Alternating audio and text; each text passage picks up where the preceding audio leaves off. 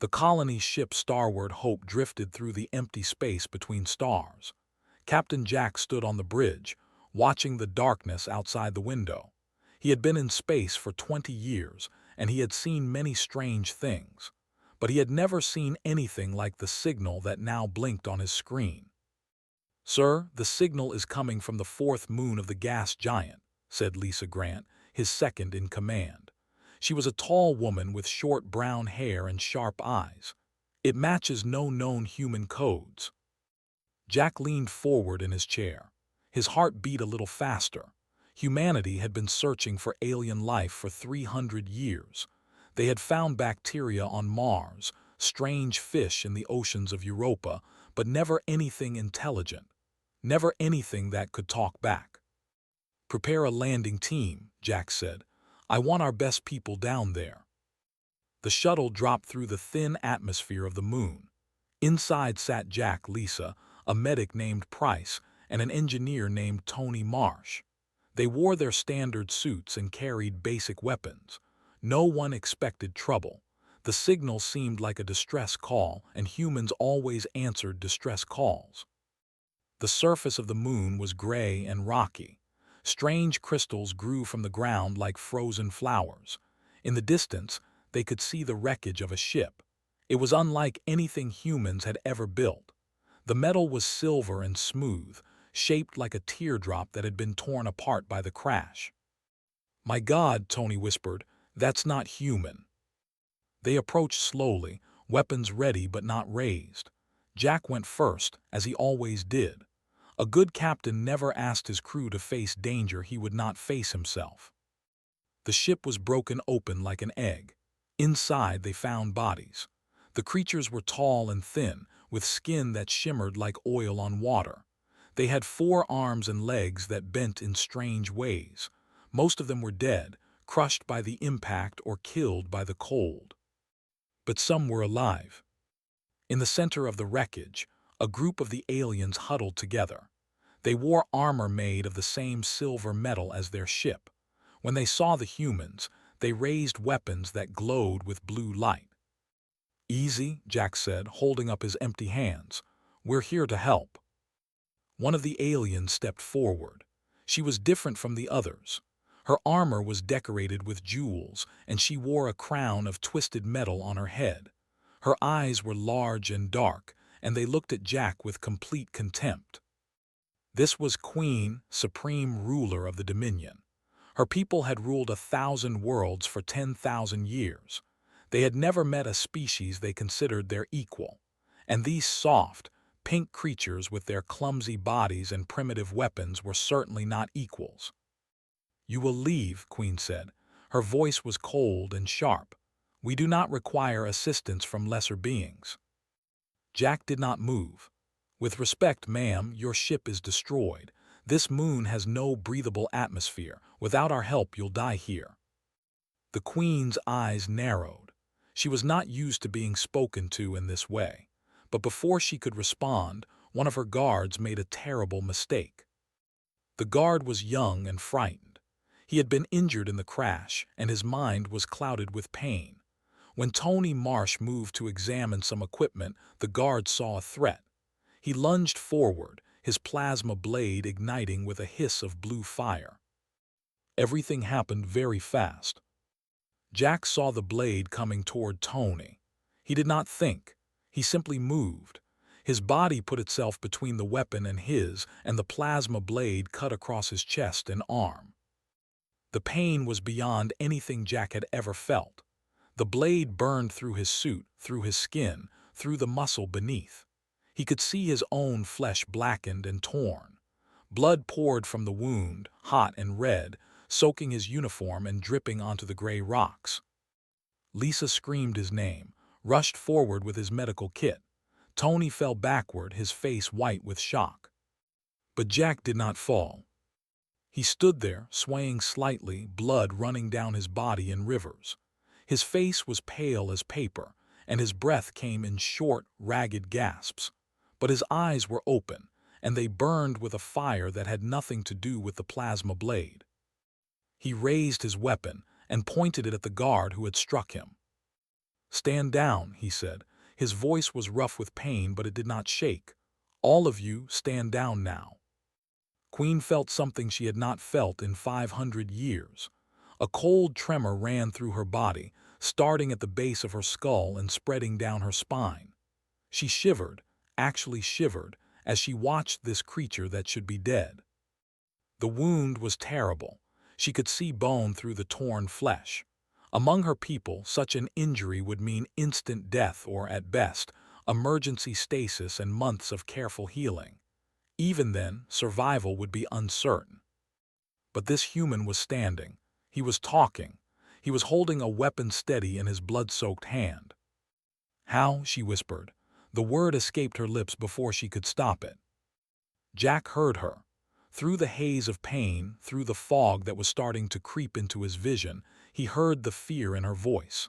And despite everything, he almost smiled. "We're harder to kill than we look," he said. Then his legs finally gave out, and he collapsed into his arms. The next few minutes were chaos. Worked frantically to stop the bleeding, using every tool in his kit. Lisa kept her weapon trained on the aliens, her eyes hard and angry. Tony called for emergency evacuation, his voice cracking with panic. But Queen stood frozen, her eyes fixed on the fallen human. She watched as his crew fought to save his life. She watched the red blood pool beneath his body. She watched his chest rise and fall, refusing to stop. This creature was dying. She was certain of it. No being could survive such damage. And yet, some part of her was not certain at all. Some part of her looked at this human and saw something she did not understand. The evacuation shuttle arrived within minutes. The humans loaded their captain aboard, still working to keep him alive. They offered to take the as well, and Queen accepted. She had no choice. Her ship was destroyed, her guards were wounded, and this frozen moon would kill them all within hours. As the shuttle lifted off, she found herself standing near the medical bay. Through the window, she could see the human captain on the table. His chest was open, his blood was everywhere, and 3 medics worked over him with desperate speed. He should be dead. Everything she knew about biology, about medicine, about the fragile nature of life told her that this creature should be dead. But his heart was still beating, and somehow, impossibly, he was still fighting. Queen wrapped her arms around herself and shivered again. She had ruled 1,000 worlds. She had commanded fleets that could burn planets. She had never been afraid of anything in her long, long life. But she was afraid now, because if humans could survive this, what else could they survive? What else could they endure? What manner of creatures had she encountered? The medical bay of the Starboard Hope was bright and clean. Machines beeped steadily, showing numbers that meant life or death. On the central table lay Captain Jack, his chest covered in bandages, tubes running into his arms, his face pale but peaceful in drug-induced sleep. Queen stood in the observation room above, watching through the glass. She had been there for 6 hours, refusing food, refusing rest, refusing to look away. Her guards had tried to convince her to leave, but she had silenced them with a single look. She needed to understand. The door behind her opened and a human woman entered. She was small and round, with gray hair pulled back in a simple knot. Her name was Amy Cole, and she was the chief medical officer of the ship. "Your Majesty," Amy said, using the title the aliens seemed to prefer. "Captain is stable. He's going to survive." Queen turned slowly. Her dark eyes studied the human doctor with an intensity that would have frightened most beings in the galaxy. "That is impossible," the Queen said flatly. "I saw the wound. His internal organs were exposed. His blood volume must have dropped below survivable levels. By every medical principle I know, he should be dead." Amy smiled, a tired but genuine smile. "Yeah, we get that a lot from new species. Human biology is a bit different from what most folks expect." She walked to the window and stood beside the alien queen, both of them looking down at the sleeping captain. "The wound was bad," Amy admitted. He lost about 2.5 liters of blood, which is almost half of what a human body contains. The plasma blade cauterized some of the damage, which actually helped stop the bleeding. We repaired the torn muscles, cleaned out the burned tissue, and gave him a transfusion. A transfusion, Queen repeated. The word was unfamiliar. We put blood from other humans into his body, Amy explained. We keep a supply of all blood types in storage. His body will accept it and use it as his own. The Queen's eyes widened slightly. You can simply replace lost blood, just like that. Sure, we've been doing it for about 400 years now. It's pretty basic medicine. Queen was silent for a long moment. Among her people, blood loss was one of the leading causes of death from injury. Their blood did not clot efficiently, and transfusions were incredibly complex procedures that often failed. The idea that humans could simply pour new blood into a wounded body and have it work was almost magical. What happens now? The Queen asked. Now he heals. Amy pulled up a holographic display showing Jack's vital signs. His body is already working on repairs. White blood cells are fighting any infection. Platelets have sealed the smaller wounds. New tissue is growing to replace what was damaged. In about 2 weeks, he'll be able to walk around. In 6 weeks, he'll be back to normal duty. 6 weeks, Queen said slowly. A wound like that and he will be fully healed in 6 weeks. Maybe 8 if he doesn't follow his physical therapy, Amy said with a small laugh. Jack's stubborn, but he's not always good at taking care of himself. The Queen turned to face the doctor fully. Among my people, such an injury would require at least a year of regeneration therapy, and even then, the survival rate would be less than 30%. Your species heals from this in weeks. Amy nodded. Humans are pretty tough. We had to be. Our home world wasn't exactly gentle with us. She began to explain human biology in simple terms. She talked about the immune system, that army of cells that constantly patrolled the human body, hunting for invaders and destroying them.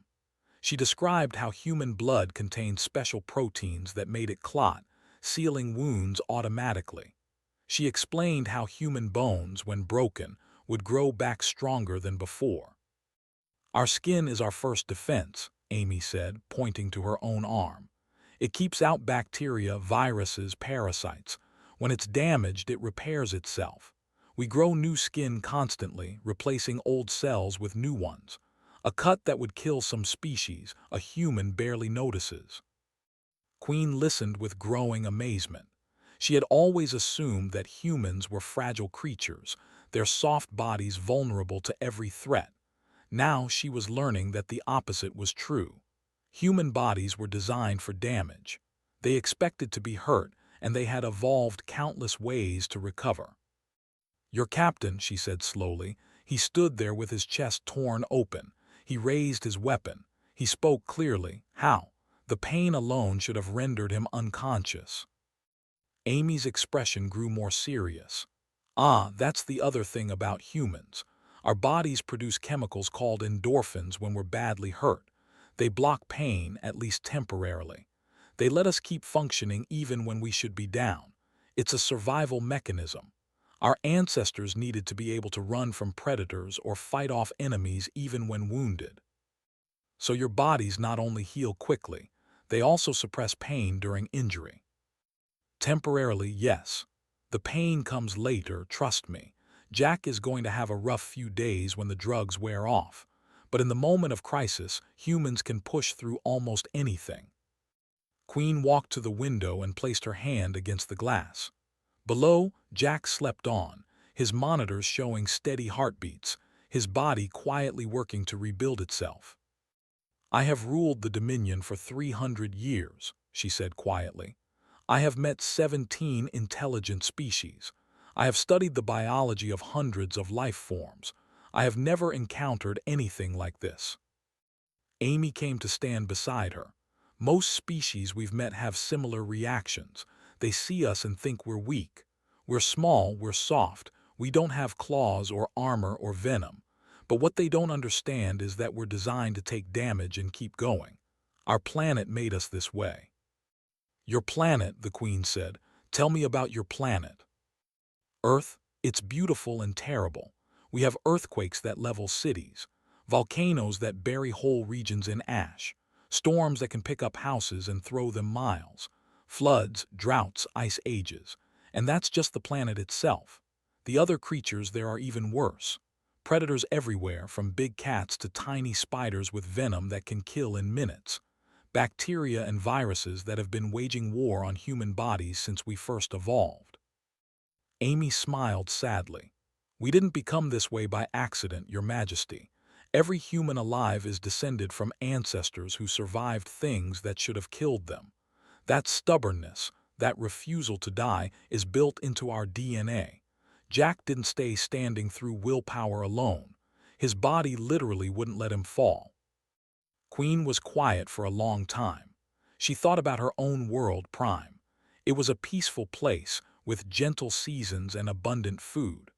Her people had evolved in safety, developing their minds instead of their bodies. They had built a civilization on intelligence and technology, never needing to develop the brutal survival mechanisms of humans. And now she understood why humans had made her shiver. It was not their technology or their weapons.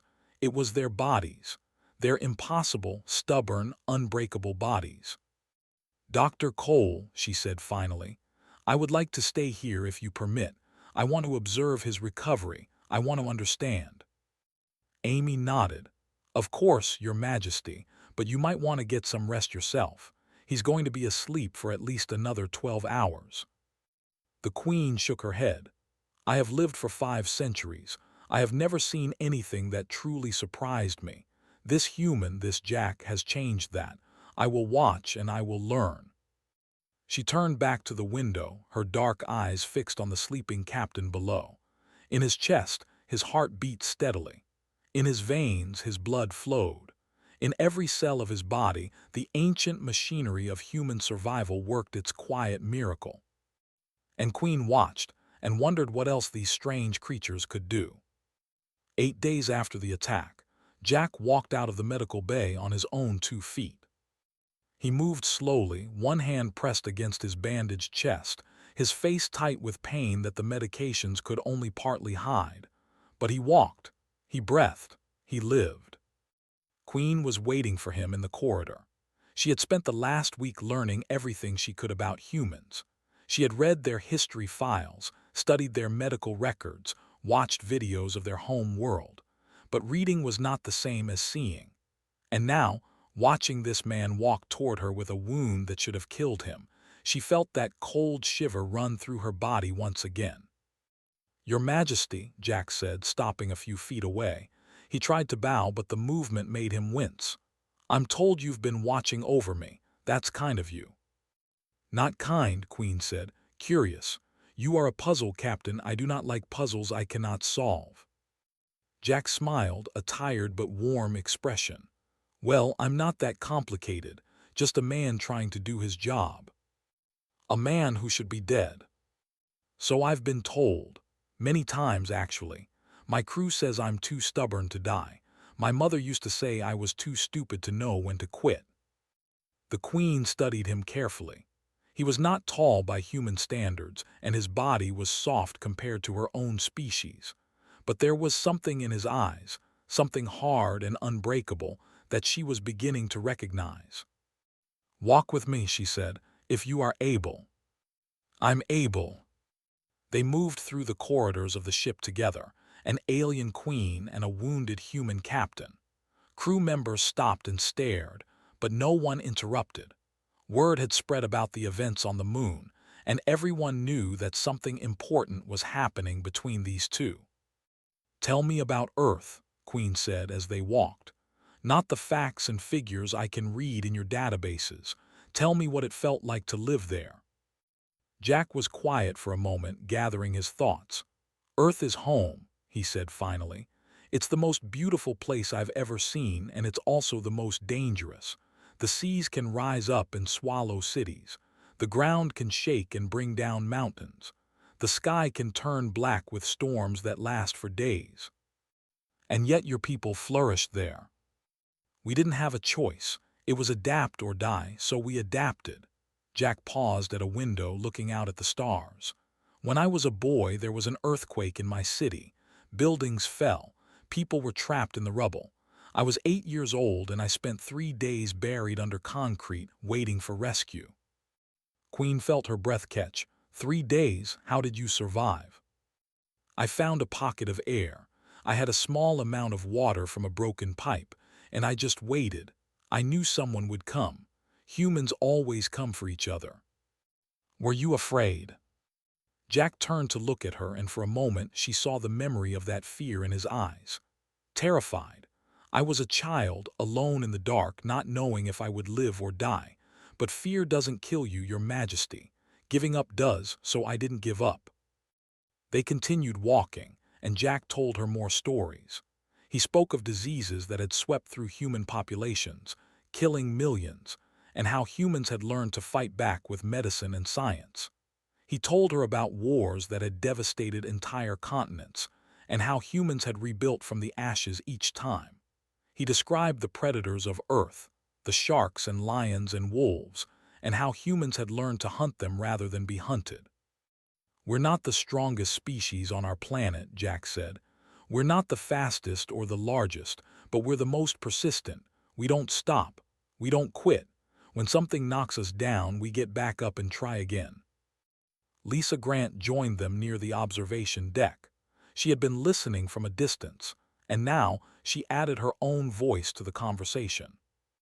I grew up on a colony world called New Haven, she said. When I was 15, a fungal infection spread through our crops. Half the colony starved that winter. My parents died. My brother died. I survived by eating things that should have poisoned me, roots and bark and insects. My body learned to process them slowly, painfully, but I lived. Queen listened in silence.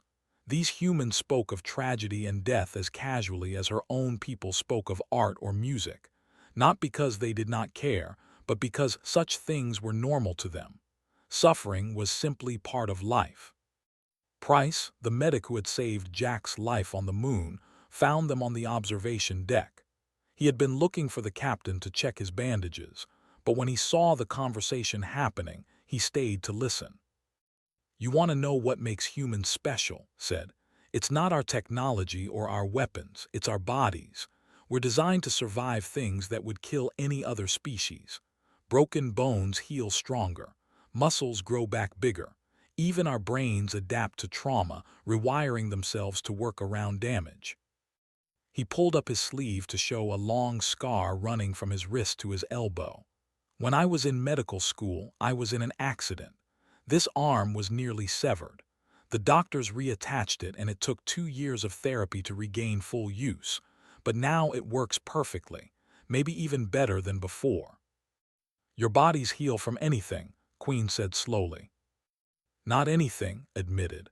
We can die. We do die all the time, but we can survive things that look impossible, and more importantly, we keep trying to survive, even when it seems hopeless, even when every logical calculation says we should give up. The Queen turned to Jack. When that blade cut through your chest, why didn't you fall? You must have known the wound was fatal. Jack thought about the question carefully. I don't know if I can explain it, he said. In that moment, I wasn't thinking about whether I would live or die. I was thinking about Tony, the man the guard was trying to kill. I was thinking about my crew. I was thinking that if I fell, they might fall too. So you stayed standing through force of will. Partly, but it's more than that. My body didn't want to fall.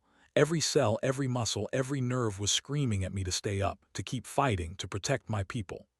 Jack pressed his hand against his bandaged chest. Humans have a word for it. We call it adrenaline. It's a chemical our bodies produce in moments of crisis. It makes us stronger, faster, more resistant to pain. It lets us do impossible things. Queen nodded slowly. She had read about adrenaline in the medical files, but hearing it described by someone who had experienced it was different. Your species frightens me, she admitted. I have ruled the Dominion for 3 centuries. We control 1,000 worlds. We have technology that your people cannot imagine. But when I saw you standing there with your chest torn open, I felt something I have not felt in a very long time." "What's that?" Jack asked. "Doubt." The Queen's voice was quiet. "Doubt that my people are truly the superior species we have always believed ourselves to be. Doubt that our technology and our intelligence make us invincible. Doubt that we could win a war against beings who refuse to die." Jack reached out and carefully took the Queen's hand. It was a human gesture of comfort, and he hoped she would understand it. "We don't want war," he said. "Humans are tired of fighting. We've been fighting each other for thousands of years, and we've finally learned that cooperation is better than conflict. We want allies, not enemies. We want to explore the galaxy and discover its wonders. We want to meet new species and learn from them." Queen looked at their joined hands. His skin was warm against her cool fingers. She could feel the pulse of blood in his wrist, steady and strong. "Perhaps," she said slowly, "there is much our peoples can learn from each other." And for the first time since she had seen his wound, the cold feeling in her chest began to warm. The message from Queen reached the 3 days after she sent it. It traveled through relay stations and communication networks that spanned half the galaxy, carrying words that would shake the foundations of an ancient empire. On Prime, in a chamber of crystal and silver, the Dominion Council gathered to hear their Queen's report. They were the leaders of 1,000 worlds, beings who had lived for centuries and commanded fleets that could darken the skies of any planet. They had never known fear. They had never known doubt. That was about to change. The holographic image of Queen appeared in the center of the chamber. She looked tired, older somehow, as if the weeks among the humans had aged her in ways that time alone never could. "Council members," she began, "I come to you with news that will change everything we believe about our place in the galaxy." She told them about the crash, the rescue, the attack. She described the human captain who had thrown himself in front of a plasma blade to save one of his crew, and then she showed them the footage. The council watched in silence as Jack stood with his chest torn open. They saw the blood, the exposed muscle, the wound that should have meant instant death. They watched him raise his weapon and speak with a voice that did not shake. They saw him refuse to fall. When the footage ended, no one spoke for a long moment. "This is impossible," said High General, the supreme commander of the military. "No biological organism can survive such trauma. This must be some kind of trick, some human deception." "It is no trick," Queen said. "I watched it happen with my own eyes. I watched their doctors heal him. 8 days later, he walked out of their medical bay on his own feet. Their chief medical officer tells me he will be fully recovered in 6 weeks. 6 weeks, Counselor Myra, the Minister of Science, leaned forward. "Your Majesty, our own regeneration technology requires 6 months for comparable damage, and even then the survival rate is poor. Human biology is different from ours. They evolved on a hostile world, surrounded by predators and disease and natural disasters. Their bodies are designed to take damage and keep functioning. They heal faster than any species I have ever encountered." The council erupted in discussion. Some members demanded more information. Others expressed disbelief. A few began to speak of military implications, their voices sharp with fear. High General raised his hand for silence. When the chamber quieted, he spoke with careful precision. "Your Majesty, I must ask the question that all of us are thinking. Are these humans a threat to the Dominion?" Queen considered her answer carefully. "They could be. Their biological resilience is remarkable. Their recovery speed would give them significant advantages in any prolonged conflict. And there is something else, something harder to quantify." "What is that?" "They do not give up, ever. I have studied their history during my time among them. They have faced extinction-level events multiple times. Diseases that killed half their population, wars that destroyed entire civilizations, climate changes that should have ended their species. Each time they survived. Each time they came back stronger. Counselor Myra pulled up a holographic display showing human population growth over time. According to their records, their species has increased from a few million individuals to over 50 billion in less than 10,000 years. Their expansion rate is unlike anything we have seen in any other species. Because they breed quickly, said. They are short, so they reproduce rapidly to compensate. It is more than that, Queen said. Their short make them aggressive, ambitious. They do not have centuries to achieve their goals, so they push harder, take greater risks. A human who wants something will pursue it with an intensity that our people cannot match. The discussion continued for hours. Military advisors presented projections of a potential conflict with humanity. The numbers were troubling. Humans might have inferior technology, but their biological advantages and rapid population growth would make them formidable enemies. A war could be won, perhaps, but at enormous cost. Some council members argued for immediate action. Strike now, they said, before the humans grow stronger. Destroy their colonies, scatter their fleets, end the threat while it is still small. But others urged caution. The humans had not shown any hostile intent. They had rescued the queen and her guards when they could have left them to die. Perhaps there was another way. Queen listened to all the arguments, her face calm but her mind troubled. She thought of Jack, of the warmth in his eyes when he spoke of his crew. She thought of Lisa Grant, who had survived starvation as a child and grown into a capable officer. She thought of Price, who had nearly lost his arm and had fought his way back to full function through sheer determination. These were not monsters, they were people. Strange, resilient, frightening people, but people nonetheless. When the debate finally wound down, she raised her hand for attention. I have made a decision, she said. We will not attack the humans, not now, not without provocation. Your Majesty, protested, surely you understand the risk. If we wait, they will only grow stronger. Perhaps, but I have seen something in these humans that gives me pause. When Captain threw himself in front of that blade, he did not do it for glory or advantage. He did it to save one of his people. When their doctors worked to heal him, they did not ask for anything in return. When they offered us shelter and transport, they did not demand payment or concessions. She paused, letting her words sink in. Humans are dangerous, but they are also compassionate. They have the capacity for terrible violence, but they also have the capacity for remarkable kindness.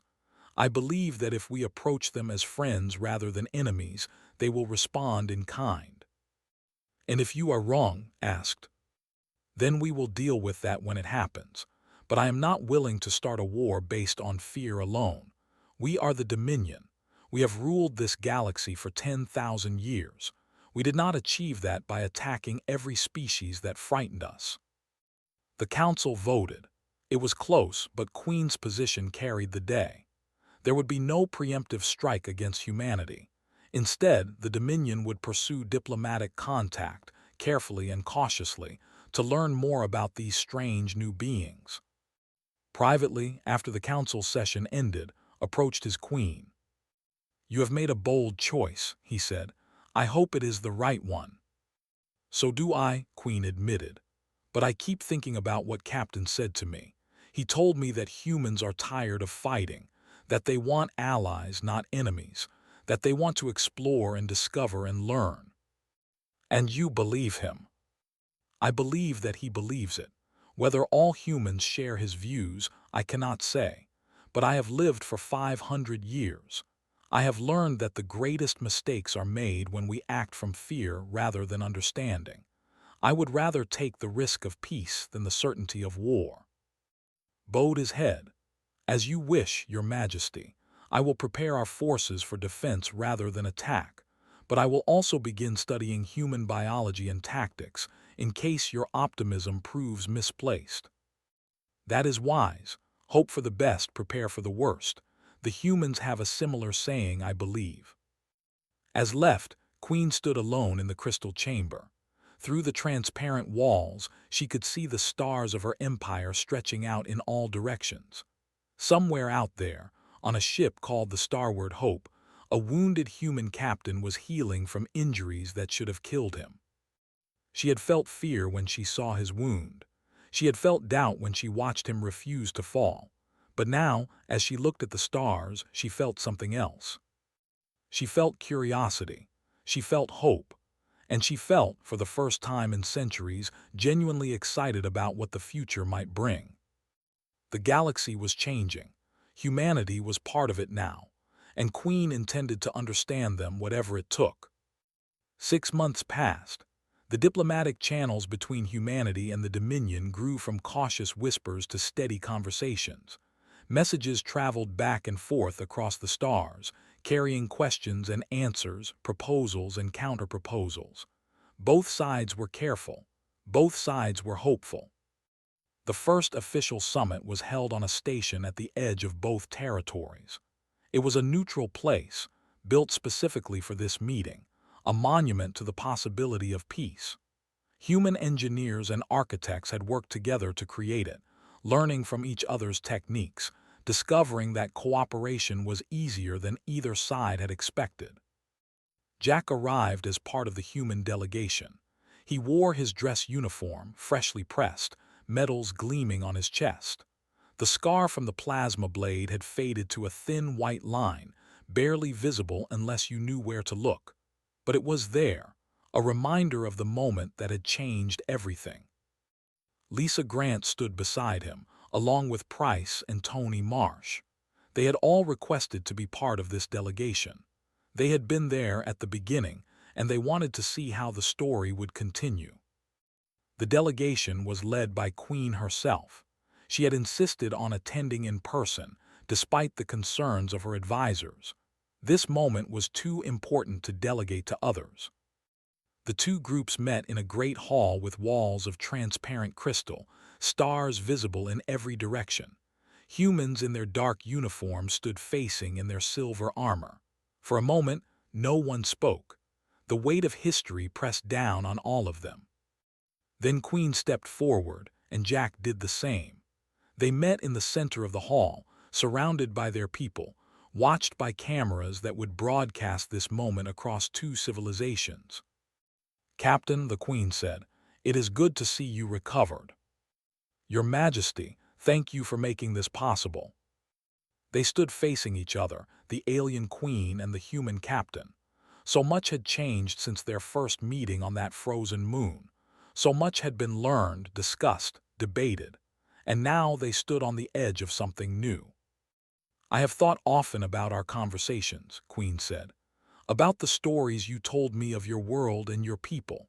I have shared them with my council, with my scientists, with my military leaders. They have been studied, analyzed, debated." "And what conclusions have they reached?" Jack asked. "That humans are remarkable. Dangerous, yes. Unpredictable, certainly. But also capable of great kindness, great courage, great determination. A species that can survive what yours has survived deserves respect, not fear." Jack nodded slowly. "We've been studying your people as well. They have built something incredible. A civilization that has lasted 10,000 years, spanning 1,000 worlds. We have much to learn from you." "And we from you." The Queen's voice softened. "When I first saw your wound, I was certain you would die. I watched you stand there, bleeding, refusing to fall, and I felt something I had not felt in centuries. Fear, but also wonder. How could any creature be so stubborn, so determined, so unwilling to accept defeat?" "It's who we are," Jack said simply. "We don't know how to give up. It's not courage or strength, it's just how we're built." "I understand that now. And I believe that quality, that refusal to surrender, could be an asset to the galaxy rather than a threat, if our peoples can find a way to work together." She reached out her hand, mimicking the human gesture Jack had shown her months ago. Her cool fingers touched his warm palm, and they stood there, connected, while the watching crowds held their breath. "I propose an alliance," Queen said, loud enough for everyone to hear. Not a conquest or a submission, but a true partnership. The Dominion and the human colonies working together to explore the galaxy, to protect each other, to learn from each other. Jack squeezed her hand gently.